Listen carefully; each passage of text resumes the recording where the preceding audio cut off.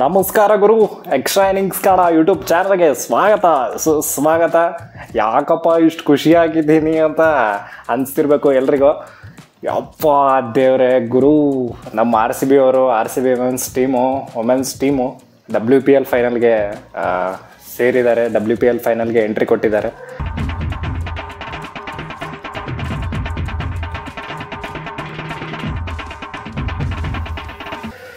ಓಹ್ ಯಪ್ಪ ದೇವ್ರೆ ಗುರು, ಎಷ್ಟು ಖುಷಿ ಆಗ್ತಿದೆ ಅಂದರೆ ಹೇಳ್ಕೊಳಕ್ಕಾಗ್ತಿಲ್ಲ, ಅಷ್ಟೊಂದು ಖುಷಿ. ಯಾಕೆ ಅಂದರೆ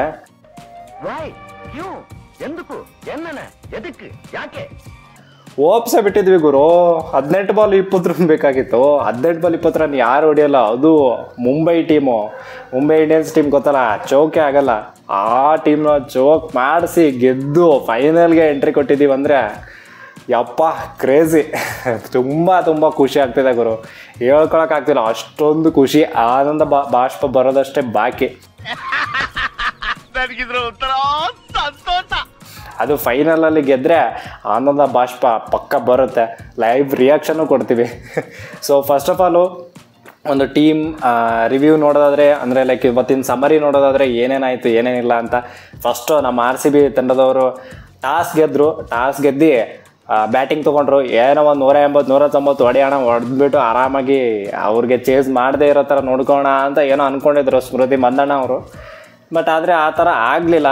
ಫಸ್ಟಿಗೆ ಫಸ್ಟ್ ಓವರಲ್ಲಿ 14 ರನ್ ಬಂತು ಗುರು. ನಾನು ಅಂದ್ಕೊಂಡೆ ಬಡಿ ಆಟ ಆಡ್ತಾರೆ, ಫುಲ್ಲು ಕಿಚ್ಚು ಗಿಲಿ ಅಂತ ಏನೋ ಅಂದ್ಕೊಂಡಿದ್ದೆ. ಏನು ಅನಾಹುತ ಬ್ಯಾಟಿಂಗ್ ಮಾಡಿದ್ರಪ್ಪ. ಫಸ್ಟ್ ಓವರಲ್ಲಿ ಮುಗಿದೈತೆ, 14 ರನ್ ಬಂದಿದ್ದು ಬಿಟ್ಟರೆ ಬಾಕಿ ಏನೋ ಬರಲೇ ಇಲ್ಲ ಗುರು. ಸ್ಮೃತಿ ಮಂದಣ್ಣ ಅವ್ರದ್ದು ಯಾಕೆ ಗೊತ್ತಿಲ್ಲ, ಅವರು ಇವಾಗ ಏನಾಗಿದೆ ಅಂದರೆ ಸೋಫಿ ಡಿವೈನ್ ಅವ್ರು ಮಾಟ ಮಂತ್ರ ಮಾಡಿದ್ರಲ್ಲ ಅವ್ರ ಮೇಲೆ, ಅವ್ರು ಮಾಡಿದ್ದು ಮತ್ತೆ ಇವ್ರ ಮೇಲೆ ಅದು ಅಟ್ಯಾಚ್ ಆಗಿದೆ ಅನ್ಸುತ್ತೆ, ಗೊತ್ತಿಲ್ಲ. ಅಂದರೆ ಟ್ರಾನ್ಸ್ಫರ್ ಆಗಿದೆ ಅನ್ಸುತ್ತೆ, ಮಾಟ ಮಂತ್ರ ಗೊತ್ತಿಲ್ಲ ಗುರು.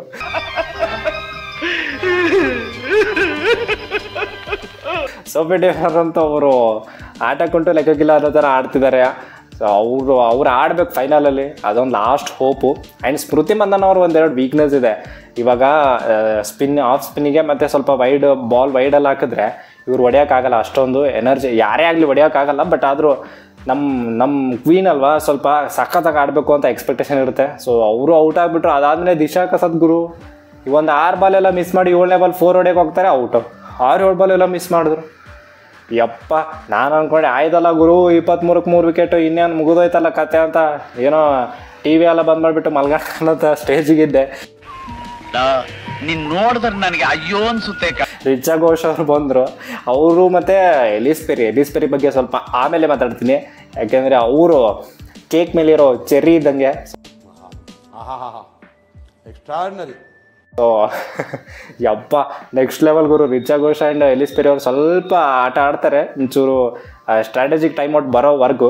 ಅದಾದಮೇಲೆ ರಿಚಾ ಘೋಷ್ ಅವರು ಸ್ವಲ್ಪ ಕಂಟ್ರೋಲ್ ಮಾಡ್ಕೊಳಕ್ಕಾಗಲ್ಲ, 6 ಹೊಡೆಯೋಣ ಅಂತ ಹೋಗ್ತಾರೆ, ಅನ್ಕಂಟ್ರೋಲಬಲ್ ಶಾಟ್ ಹೊಡಿತಾರೆ. ಸೊ ಅವರು ಔಟ್ ಆಗಿಬಿಡ್ತಾರೆ. ಅದಾದಮೇಲೆ ನಾನು ಅಂದ್ಕೊಂಡೆ ಆಲ್ಮೋಸ್ಟ್ ಒಂದು 110 ಇಲ್ಲ 90, 100, 110 ಮ್ಯಾಕ್ಸ್ ಹೊಡಿತಾರೆ. ಎಲಿಸ್ ಪೆರಿ ಇರೋವರೆಗೂ ಒಂದು ಆಸೆ ಇತ್ತು ಹೊಡಿತಾರೆ ಅಂತ. ಬಟ್ ಆದರೂ ಏನೋ ಒಂದು ಭಯ, ಗೊತ್ತಿಲ್ಲ ಹೊಡಿತಾರೋ ಹೊಡಿಯಲ್ವಾ ಅಂತ ಅನ್ನಿಸ್ತಿತ್ತು. ಬಟ್ ಆದರೆ ಎಲಿಸ್ ಪೆರಿ ಗುರು, ಈ ಮೇಡಮ್ ಅವ್ರ ಬಗ್ಗೆ ಏನು ಎಷ್ಟು ಹೇಳಿದ್ರು ಕಮ್ಮಿ ಅಂತ ವಿಡಿಯೋದಲ್ಲಿ ಹೇಳಿದ್ದೆ. ಈ ವಿಡಿಯೋದಲ್ಲೂ ಅದೇ ಹೇಳ್ತೀನಿ.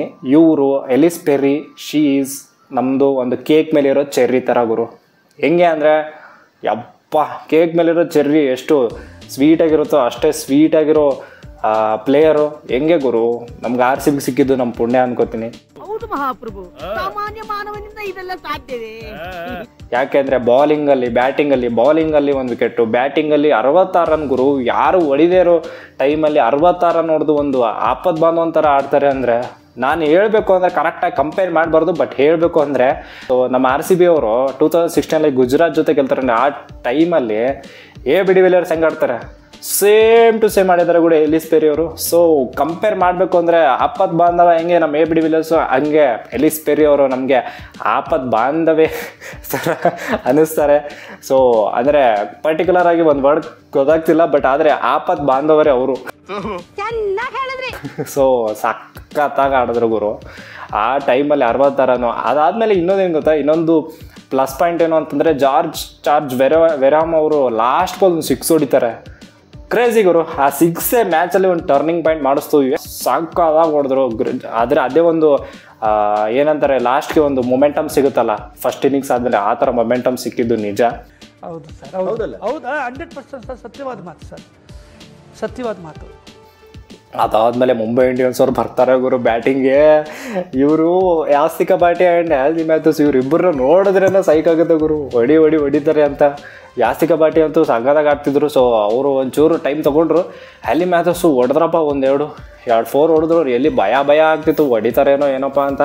ಬಟ್ ಆದರೆ ಗೊತ್ತಲ್ಲ, ನಮ್ಮ ಶ್ರೇಯಾಂಕ ಪಾಟೀಲ್, ನಮ್ಮ ಬೆಂಗಳೂರು ಬೆಡಗಿ ಶ್ರೇಯಾಂಕ ಪಾಟೀಲ್ ಸೂಪರ್ ಗುರು. ಶ್ರೇಯಾಂಕ ಪಾಟೀಲ್ ಬಂದು ಒಳ್ಳೆ ಬ್ರೈಟ್ ಫ್ಯೂಚರ್ ಇರೋ ನಮ್ಮ ಬೆಂಗಳೂರು ಬೆಡಗಿ ಅಂತ ಹೇಳ್ತೀನಿ. ನಮಗೆಲ್ಲ ಗೊತ್ತಾಗೋಯ್ತು. ಸಕ್ಕದ ಬೌಲಿಂಗ್ ಮಾಡಿದ್ರು. ಅದು ಜಾರ್ಜ್ ಬೆರಾಮ್ ಸಕ್ಕದ ಕ್ಯಾಚ್ ಹಿಡಿದ್ರು. ಆಲಿ ಮ್ಯಾಥ್ಯೂಸ್ ವಿಕೆಟ್ ಹೋದ್ಮೇಲೆ ಯಪ್ಪ ನಮ್ಮದು ಇವರು ಇದ್ದಾರಲ್ಲ ಚೆರ್ರಿ, ಎಲಿಸ್ ಪೆರಿ ಅಲ್ಲ ನಮ್ಮ ಚೆರ್ರಿ ಅದು. ಸೊ ಅವರು ಸಾಕಾದ ಬೌಲಿಂಗ್ ಮಾಡಿದ್ರು. ನಮ್ಮದು ಯಾಸ್ತಿಕ ಬಾಟಿ ಅವ್ರನ್ನ ಬೋಲ್ಡ್ ಮಾಡಿದ್ರು ಗುರು. ಅಲ್ಲಿ ಒಂಚೂರು ಮೊಮೆಂಟಮ್ ಕಳ್ಕೊಂಡ್ರು ಮುಂಬೈ ಅವರು. ಅದಾದಮೇಲೆ ಬ್ರಂಟ್ ಆ್ಯಂಡ್ ಹರ್ಮನ್ಪ್ರೀತ್ ಕೌರ್ ಅವರು ಆಡಿದ್ರು ಒಂದು ಲೆವೆಲ್ಗೆ. ಬಟ್ ಬ್ರಂಟ್ ವಿಕೆಟ್ ಹೋದ್ಮೇಲೆ ಸ್ವಲ್ಪ ಡೌನ್ ಆಗಿಬಿಟ್ರು. ಅದಾದಮೇಲೆ ಬ್ರಂಟ್ ವಿಕೆಟ್ ತೆಗೆದಿರೋ ವೆರಾಮ್ಗೆ ಒಂದು ಒಳ್ಳೆಯ ಕ್ರೆಡಿಟ್ ಕೊಡಲೇಬೇಕು. ಬಿಕಾಸ್ ಆ ಟೈಮಲ್ಲಿ ಬ್ರಂಟ್ ಅವರು ಹೊಡಿಲೇಬೇಕು ಅಂತ ಆಡ್ತಿದ್ರು. ಅದಾದಮೇಲೆ ಹರ್ಮನ್ಪ್ರೀತ್ ಕೌರ್ ಆ್ಯಂಡ್ ನಮ್ಮ ಇವ್ರು ಇದ್ದಾರಲ್ಲಪ್ಪ ಅಮೇಲಿಯಾ ಕೇರ್. ಸೊ ಯಪ್ಪ ಅವರಿಬ್ರದ್ದು ಪಾರ್ಟ್ನರ್ಶಿಪ್ ಸಕ್ಕತ್ತಾಗಿ ನಡೀತಿದ್ದು. ನಾನೆಲ್ಲೋ ಇವರು ಆರಾಮಾಗಿ ಗೆಲ್ತಾರೆ ಅಂತ.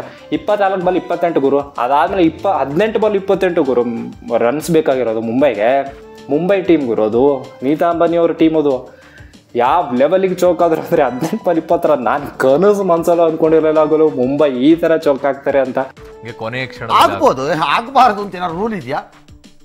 18 ಬಾಲ್ 20 ರನ್ನು ಯಪ್ಪ ನೆಕ್ಸ್ಟ್ ಲೆವೆಲು. 18 ಬಾಲ್ 20 ರನ್ ಹೊಡ್ಯೋಕ್ಕಾಗಲಿಲ್ಲ ಅಂದರೆ ಇದು ಒಂಥರ ಚೌಕೆ ಅಲ್ವಾ.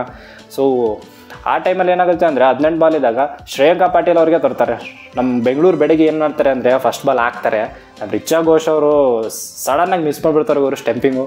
ಅದಾದಮೇಲೆ ಇದೆಲ್ಲ ನೆಕ್ಸ್ಟ್ 2 ಬಾಲ್ ಹಂಗೆ ಒಂದು ಸಿಂಗಲ್ ಕೊಟ್ಬಿಟ್ಟು ಹರ್ಮನ್ಪ್ರೀತ್ ಕೌರ್ನ ಔಟ್ ಮಾಡ್ತಾರೆ. ಶ್ರೇಯಾಂಕ ಅವರು ಅಲ್ಲಿಂದ ಶುರುವಾಯಿತು ಗುರು ಕಳ ಅಂತ ಮನಸ್ಸಲ್ಲಿ ಗೆಲ್ತಾರೋ ಇಲ್ವಾ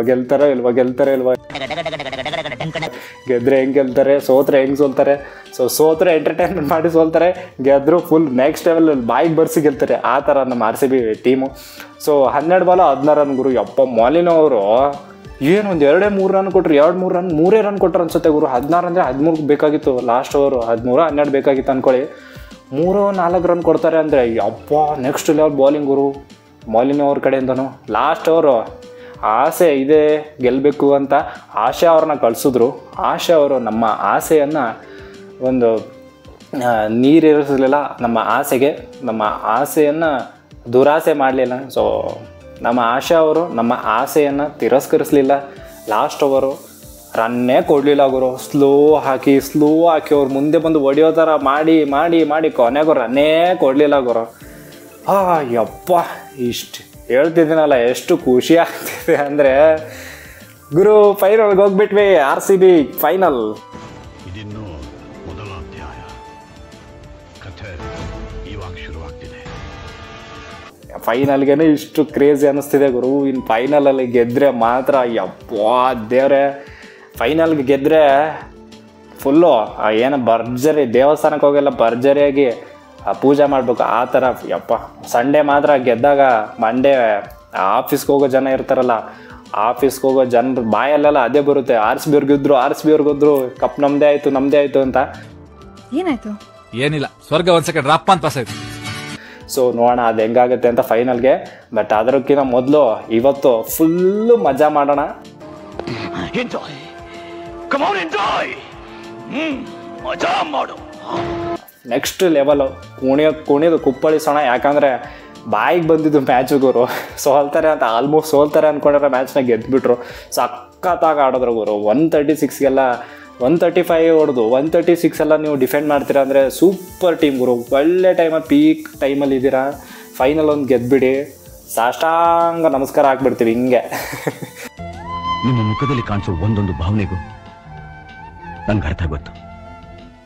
ನೋಡೋಣ ಅಲ್ಲಿವರೆಗೂ, ಸಂಡೇವರೆಗೂ ಹೆಂಗೆ ವೆಯ್ಟ್ ಮಾಡಬೇಕು ಅಂತ ಗೊತ್ತಿಲ್ಲ. ಸಂಡೇ ಯಾವಾಗ ಆಗುತ್ತೆ ಅನ್ನೋ ಥರ ನಮ್ಮ ಯಶು ಇದರಲ್ಲಿ ಗೂಗಲಲ್ಲಿ ಹೇಳ್ತಾರಲ್ಲ, ಯಪ್ಪ ನಾಳೆ ಯಾವಾಗ ಆಗುತ್ತೆ, ನಮ್ಮದು ನಾಡ್ದು ಯಾವಾಗ ಆಗುತ್ತೆ ಅನ್ನೋ ಥರ ಇದೆ ಗುರು. ನೋಡೋಣ ಏನಾಗುತ್ತೆ ಅಂತ. ಬಟ್ ನಾನಂತೂ ಸೂಪರ್ ಖುಷಿಯಾಗಿದ್ದೀನಿ. ಯಾಕಂದರೆ ಮೆನ್ಸ್ ಟೀಮ್ ಅವ್ರು ಮಾಡದೇ ಇರೋದು ವುಮೆನ್ಸ್ ಟೀಮ್ ಅವ್ರು ಮಾಡ್ತಿದ್ದಾರೆ. ಸೊ ಇವ್ರು ವುಮೆನ್ಸ್ ಟೀಮ್ ಅವ್ರು ಈ ಥರ ಮಾಡಿದ್ರೆ ಮೆನ್ಸ್ ಟೀಮ್ ಅವ್ರಿಗೆ ತುಂಬ ಮೋಟಿವೇಶನ್ ಸಿಕ್ಕಂಗೆ ಆಗುತ್ತೆ. ಸೊ ಅದಂತಾರಲ್ವ, ಟ್ರಾನ್ಸ್ಫರ್ ಆಗುತ್ತೆ, ಫುಲ್ ಎನರ್ಜಿ, ಪಾಸಿಟಿವ್ ಎನರ್ಜಿ ಎಲ್ಲ ಫುಲ್ ಟ್ರಾನ್ಸ್ಫರ್ ಆಗುತ್ತೆ. ಸೊ ಟ್ರಾನ್ಸ್ಫರ್ ಆದರೆ ಗೊತ್ತಲ್ಲ, ನಮ್ಮ ಕೊಹ್ಲಿ ಕಾಕವರೆಲ್ಲ ಸಾಕಾದಾಗ ಬಂದು ಹೊಡೆದೊಡೆದೆಲ್ಲ ಈ ಸಲ ಕಪ್ಪು ನಮ್ಮದೇ ಮಾಡಿಬಿಡ್ತಾರೆ. ಮಂತೆಗೆ JCB ಕಪ್ ಹೊಡೆಯೋದು RCB. ನೋಡೋಣ ಏನಾಗುತ್ತೆ ಅಂತ.